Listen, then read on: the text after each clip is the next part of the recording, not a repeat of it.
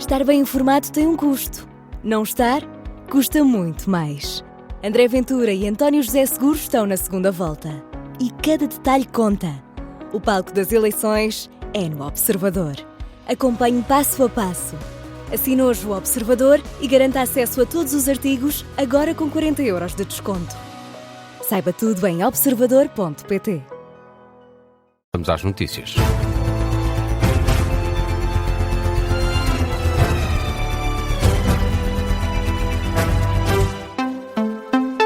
Jornal das 4, edição com José Rafael Lopes. Está prevista para esta hora, José, uma conferência de imprensa da Proteção Civil para dar conta de um novo agravamento das condições meteorológicas nos próximos dias. E é uma conferência de imprensa que vai ter a presença da Ministra da Administração Interna. Maria Lúcia Amaral está na sede da Proteção Civil, em Carnaxide. Juntou-se ao quartel-general para acompanhar os trabalhos quando eram 13h30 da tarde. As previsões do Instituto Português do Mar e da Atmosfera dão conta de um agravamento das condições meteorológicas nos próximos dias.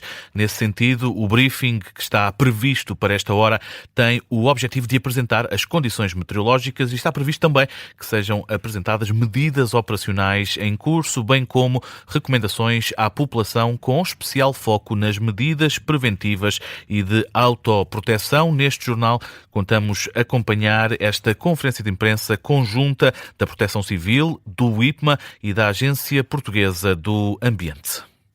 Já lá vamos assim que se inicie essa conferência de imprensa, mas falamos também do Ministro da Presidência. Garante que há dezenas de milhares de profissionais que estão no terreno à procura de recuperar as infraestruturas energéticas. Garantia deixada pelo Ministro, embora ainda na última hora a Ordem dos Engenheiros tenha alertado para a falta de recursos humanos. António Leitão Amaro garante que a capacidade máxima de recursos está arregimentada e que a cada hora milhares de pessoas voltam a ter luz. Talvez agora, já durante o dia de hoje, todas as capitais de concelho estejam com fornecimento de energia elétrica, mas depois, chegada a cada casa, a cada fábrica, a cada loja, depende de um trabalho físico, como vimos agora também na alta tensão, mas também na baixa tensão, de reconstrução de cabos, postos que caíram abaixo. Portanto, é um trabalho moroso que está a ser feito com colocação de todos os recursos. Há dezenas de milhares de profissionais operacionais que estão no terreno.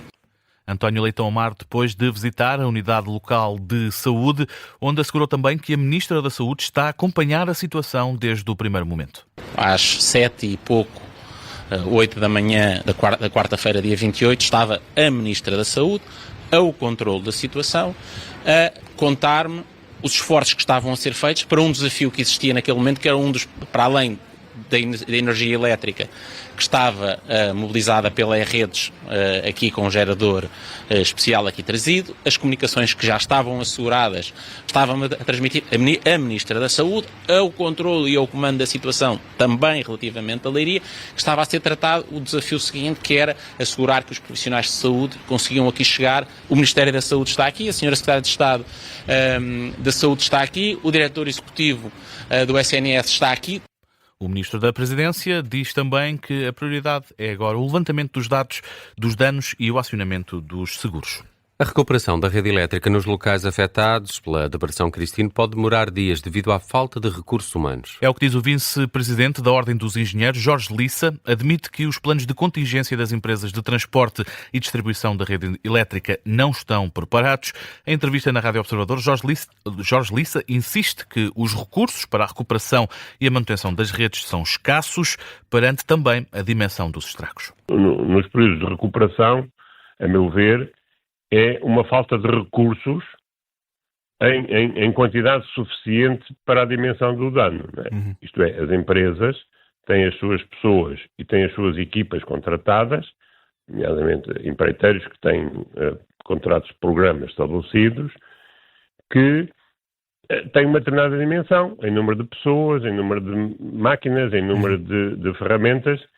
Jorge Lissa, vice-presidente da Ordem dos Engenheiros, em entrevista na Rádio Observador. A esta hora há ainda mais de 270 mil casas sem eletricidade no país. É o balanço mais recente da E-Redes.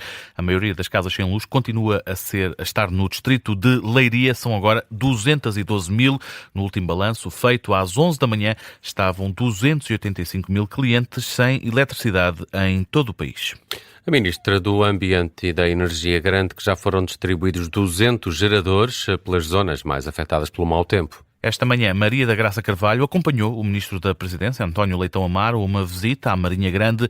Em declarações aos jornalistas, a Ministra do Ambiente e da Energia considera que já foi feito um trabalho enorme, mas reconhece que ainda há muita gente sem eletricidade e sem telecomunicações. Nós tivemos um pico com mais de 1 milhão de casas sem eletricidade. Passado 24 horas tínhamos praticamente 450 mil, uma grande redução, e passado 48 horas 290 mil. A maior parte delas, cerca de 220 mil aqui nesta zona de Leiria, mas foram distribuídos 200 geradores para esta zona.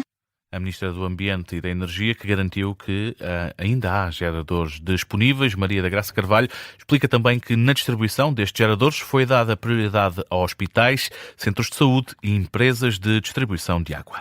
O Ministro da Economia anunciou que o Governo já criou um canal de comunicação para que os autarcas das regiões afetadas pelo mau tempo possam comunicar os estragos e prejuízos. Manuel Castro Almeida esteve reunido com autarcas na Comunidade Intermunicipal de Leiria. Admite que os danos causados pelo mau tempo vão ter impacto nas cadeias de produção devido ao elevado número de fábricas com danos estruturais. Diz que, ainda Manuel Castro Almeida, que o foco agora é em articular posições e perceber como o Executivo pode ajudar. Para tal, o Ministro diz que foi criado esse canal de ligação entre autarquia e Governo, de modo a facilitar a comunicação entre ambos. Sobretudo ficaram estabelecidos canais para que os autarcas possam cooperar e colocar os problemas junto do Governo. Portanto, há um canal de ligação entre as autarquias e o Governo. Foi isso que nós quisemos criar hoje e facilitar este contacto para que o Governo possa dar a ajuda que tiver que dar. Declarações do Ministro da Economia após uma reunião com autarcas da região de Leiria. A Marinha Grande é também uma das zonas mais afetadas pelo mau tempo. Há um rastro de destruição nas fábricas desta zona. A Marinha Grande é uma das localidades conhecidas pelo fator industrial e não há uma fábrica que esteja intacta depois da tempestade. É o caso da Crisal, uma fábrica de vidro, uma das mais antigas da zona.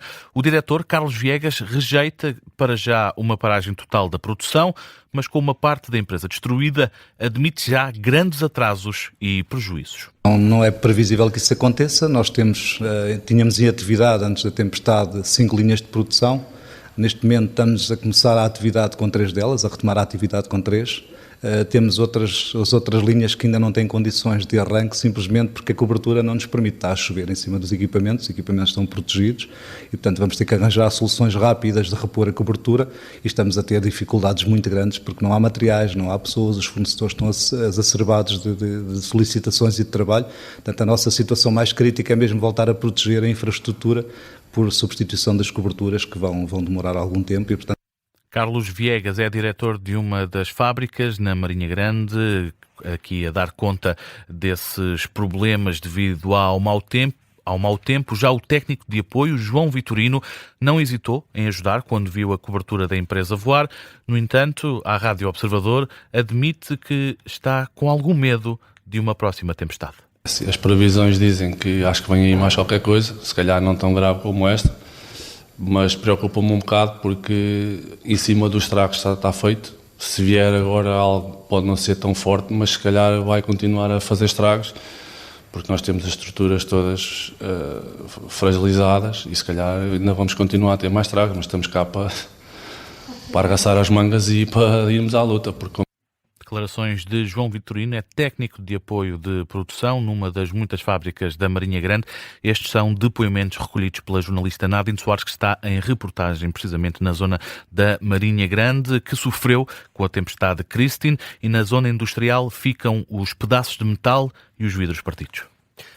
Nas presidenciais, André Ventura diz que a campanha será agora dedicada apenas ao tema da recuperação das zonas afetadas. Não é uma suspensão, mas é quase. A campanha presidencial do candidato do Chega, do candidato apoiado pelo Chega, vai sofrer alterações. Esta manhã, André Ventura já alterou um contacto com a população para uma recolha de bens alimentares dedicada à zona centro, antes de anunciar, Miguel Viterbo Dias, mudanças de fundo na campanha. Depois de ter estado em Leiria e ter ouvido palavras de apoio, mas também algumas críticas de aproveitamento político, André Ventura trocou uma arruada por uma recolha de bens alimentares. Só tem legitimidade para criticar quem fizer alguma coisa. e nós queremos criticar porque o país não pode continuar a gastar milhões e milhões e milhões e milhões de euros em sistemas de comunicação, em sistemas de energia e depois, quando é preciso, não os tem, mas só pode fazer isso se ao mesmo tempo estiver a ajudar quem está a passar mal. E admite que a campanha eleitoral vai ter alterações de fundo, enquanto o país estiver à procura de recuperar da tempestade. Provavelmente, agora eu estou-vos a dizer ainda provavelmente, porque tenho que reunir com o resto da equipa, eu acho que, face ao cenário que temos e que hoje temos também, e tanto quanto sei, quanto pude ver até ao momento em que estamos, continuam as pessoas em grandes dificuldades em muitos distritos do país, eu acho que nós temos que ajudar e, portanto, não faz sentido estar a fazer uma campanha normal, com arruadas, com comícios, quando as pessoas estão a sofrer. Sem concretizar, André Ventura fala em mudanças grandes no plano da campanha. O que se mantém são as críticas ao Primeiro-Ministro, com a intenção de ir aos locais com a presença de jornalistas. Quem se expõe-se a riscos, expõe-se a confronto. Eu sou assim, eu não sou de me esconder. Eu acho que os políticos têm que estar onde as pessoas precisam. O político, o Primeiro-Ministro, o candidato a Presidente da República, não deve ir em sítio fechado até um aeródromo onde fica fechado lá dentro. Não, as pessoas querem nos dizer coisas. E de caminho modera o tom com António José Seguro para deixar um desafio. Nem eu nem o António José Seguro somos os candidatos do governo. Por isso acho que se podemos fazer alguma coisa que façamos, que diabo. E eu desafio o meu adversário a fazer o mesmo, porque assim as pessoas veem que quer à esquerda, quer à direita, pelo menos preocupando-nos. André Ventura, depois de ter carregado paletes de água, latas de conservas e ração para animais. A reportagem do Miguel Vítor Dias, que está a acompanhar a caravana de André Ventura e ainda à espera das mudanças na agenda do candidato presidencial nos próximos dias por causa do mau tempo. O PS acusou o governo de insensibilidade e falta de preparação para gerir crises no país. José Luís Carneiro considera que a Proteção Civil decretou o estado de prontidão especial demasiado tarde. São críticas deixadas esta manhã na sede do PS, no Largo do Rato. O líder socialista convocou os jornalistas para dizer que o Executivo, liderado por Luís Montenegro, voltou a falhar na gestão atempada de mais uma crise. José Luís Carneiro lembra o aviso do IPMA para apontar o dedo ao Governo, mas também à Proteção Civil. Mais uma vez o Governo mostrou insensibilidade e impreparação para antever e gerir atempadamente esta crise. Tinha acontecido no apagão, aconteceu nos incêndios e voltou a acontecer agora. O IPMA informou a tempo e horas, o que significa que se conheciam as características da tempestade e onde ela poderia ser mais severa. As palavras de José Luís Carneiro no Largo do Rato, a sede do PS. O socialista esteve ainda reunido esta manhã com autarcas e deputados socialistas das zonas mais afetadas pela passagem da Depressão Christine. E amanhã chega mais ajuda à Leiria. Os escuteiros estão a mobilizar-se para prestar apoio às populações mais afetadas. O Corpo Nacional de Escuteiros está a atuar em duas frentes. Os escuteiros estão interligados com a Cáritas de Leiria para recolher os bens que possam ser mais necessários e estão também a reunir voluntários, sendo que os primeiros devem chegar amanhã de manhã a Leiria. O secretário nacional do Ambiente e Sustentabilidade do Corpo Nacional de Escuteiros explica de que forma vai ser feito este apoio à população.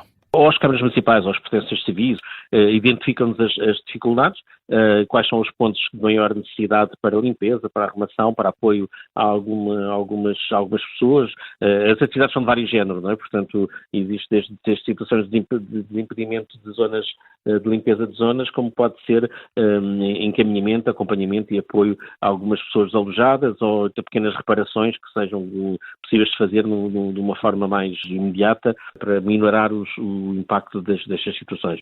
José Rodrigues, o secretário nacional do Ambiente e Sustentabilidade do Corpo Nacional de Escuteiros, que tem a tutela da Proteção Civil, aqui em declarações à Rádio Observador. Também a Cruz Vermelha apela a campanhas solidárias, mas apenas se forem organizadas para não criar sobrecarga logística. A Cruz Vermelha tem estado no terreno, nas regiões mais afetadas pela Depressão Christine. Mobilizaram apoio médico, geradores e dezenas de ambulâncias em articulação com o INEM. O coordenador nacional de emergência da Cruz Vermelha, Gonçalo Órfão, explica de que forma estão a atuar. A nossa primeira preocupação foi reforçar a capacidade de respostas das nossas estruturas locais. Também tivemos bastantes dificuldades a nível de comunicações, reforçando estas comunicações por rádio, por comunicações satélite, para conseguirmos também depois articular respostas locais. Paralelamente, nós temos uma equipa nacional que faz um reforço e que, em articulação com a INEM e com a Autoridade Nacional de Emergência e Proteção Civil, tem reforçado sempre que há necessidade. Estamos a falar de ambulâncias, equipas logísticas, instalação de geradoras, criação de zonas de abrigo Gonçalo Órfão, que explica que, por enquanto, ainda não há uma grande afluência a estas zonas de abrigo. O Coordenador Nacional de Emergência da Cruz Vermelha apela ainda à necessidade de mais campanhas solidárias. A Polícia Judiciária Portuguesa e o Serviço de Investigação Criminal de Moçambique confirmam a morte de Pedro Ferraz foi suicídio. Foi a conclusão que os dois serviços tiraram sobre a morte do administrador português do Banco BCI, em Maputo, Moçambique. Pedro Ferraz apareceu morto no Hotel Polana. Em conferência de imprensa, a partir de Moçambique, o inspetor-chefe Santos Martins, da Unidade Nacional de Contra-Terrorismo da PJ, fala num esforço comum para perceber os contornos da situação. Um episódio desta violência, cuja etiologia é um suicídio, não é comum. E, portanto, esta nossa deslocação aqui serviu, em primeiro lugar, para ajudar o CERNIC a consolidar todos os elementos probatórios e todos os indícios que já tinha recolhido e, ao mesmo tempo, nós próprios tentarmos perceber o que é que se tinha passado na cabeça da vítima. As conclusões da Polícia Judiciária a partir de Moçambique são declarações do inspetor-chefe Santos Martins, da Unidade Nacional contra Terrorismo da PJ, em um registro captado pela RTP Notícias. As autoridades concluíram que a morte do administrador português, Pedro Ferraz, foi um suicídio. E estava prevista agora para as 4 da tarde essa conferência de imprensa da Proteção Civil, com a presença da Ministra da Administração Interna, mas ainda não começou, José. Maria Lúcia Amaral já está na sede da Proteção Civil em Carnaxide, onde vai ser feito então esse ponto de situação, essa conferência de imprensa conjunta entre a Proteção Civil, o IPMA e também a Agência Portuguesa do Ambiente. Estava prevista para as 4 da tarde. É uma conferência de imprensa que vai ser acompanhada pelo repórter João Lourenço, sendo que, João, os jornalistas já estão prontos aí na sala de conferências de imprensa da sede da Proteção Civil, mas para já ainda não há ninguém preparado para falar aos jornalistas e apresentar este briefing sobre as alterações no mau tempo que estão previstas para os próximos dias. Precisamente, José, muito boa tarde. Não estão ainda presentes na mesa aqui do auditório principal da sede da Autoridade Nacional de Emergência e Proteção Civil, aqui em Carnaxide. São 4 elementos que vão falar aos jornalistas. Nenhum deles ainda está presente neste auditório. Vão constar deste elenco que irá fazer este briefing também de caráter muito preventivo, até porque, como já referiste, a previsão, segundo o Instituto Português do Mar e da Atmosfera, é de que o tempo continua com, neste caso, a previsão de vento e chuva vai continuar a permanecer em território continental. Ora, o figurino que vai estar aqui presente nesta conferência de imprensa é Mário Silvestre, comandante da Proteção Civil, também José Manuel Moura, presidente desta Autoridade Nacional de Emergência e Proteção Civil, e como convidados vão estar José Pimenta Machado, da APA, da Proteção Ambiental, e Nuno Lopes, do Instituto Português do Mar e da Atmosfera, ele que, segundo aqui as autoridades, tem estado bastante presente no edifício da Proteção Civil, no acompanhamento de toda a atualização destas previsões meteorológicas para os próximos dias. Quem vai estar a assistir a esta conferência de imprensa é, como já referiste bem, Maria Lúcia Amaral. A Ministra já está desde as 3h30 da tarde a fazer uma visita operacional, a inteirar-se de tudo o que está a ser desenvolvido por parte da Proteção Civil, e depois desta conferência de imprensa irá então prestar algumas declarações aos jornalistas, pelo menos as primeiras. Ela, a Maria Lúcia Amaral, que já esteve aqui com o Primeiro-Ministro logo no primeiro dia das consequências da depressão Christine, não prestou declarações aos jornalistas, visto que estava cá o Primeiro-Ministro. Ora, vai então prestar essas declarações num dia em que, como já podemos ouvir neste espaço de notícias da Rádio Observador, vários ministros se encontram no terreno para fazer o acompanhamento de todos os estragos, as consequências desta depressão Operação Christine, que tem causado vários transtornos à população nos distritos de Coimbra, Leiria e Santarém. Continuamos a aguardar então a presença destes 4 responsáveis para esta conferência de imprensa de caráter preventivo e também de caráter expositivo de tudo aquilo que estas 3 entidades têm desenvolvido ao longo das últimas horas para o acompanhamento desta depressão. Cristina. O João Lourenço, que vai acompanhar essa conferência de imprensa conjunta por parte da Proteção Civil, do IPMA e também da Agência Portuguesa do Ambiente, conferência de imprensa que vamos acompanhar aqui na Rádio Observador. José, que outras notícias estão a marcar a atualidade a esta hora? O Ministério da Agricultura lançou uma nova plataforma para sinalizar prejuízos causados pela depressão Christine. O anúncio foi feito pelo Ministro José Manuel Fernandes, que adianta que o Governo está em contacto com Bruxelas para avaliar a possibilidade de acionar o Fundo de Solidariedade. A decisão foi tomada depois de uma visita do Ministro por vários locais onde foram verificados danos. A plataforma ficou disponível a partir da noite de quinta-feira. A Câmara Municipal de Leiria pediu aos empresários e comerciantes do concelho para reportarem os danos causados pelo mau tempo. A autarquia está a recolher informações relativas aos danos causados pela depressão Christine nas instalações das unidades económicas do concelho. Pede que sejam reportados os prejuízos através de uma plataforma própria. A validação fica depois à responsabilidade da Comissão de Coordenação e Desenvolvimento Regional do Centro. O Benfica vai medir forças com o Real Madrid no play-off de acesso aos oitavos de final da Liga dos Campeões. Novo duelo entre as duas equipas, depois da vitória do Benfica na passada quarta-feira no Estádio da Luz. A primeira mão do play-off é em Lisboa. O Benfica-Real Madrid joga-se no dia 17 ou 18 de fevereiro. A segunda mão, uma semana depois, acontece no Santiago Bernabéu. E Portugal venceu a Suécia por 36-35 e terminou no 5º lugar do Campeonato da Europa de Handball. É o melhor registro de sempre da seleção nacional em fases finais de europeus. Portugal venceu a Suécia num jogo em que houve incerteza até ao fim e graças a um golo de Martim Costa no último segundo da partida.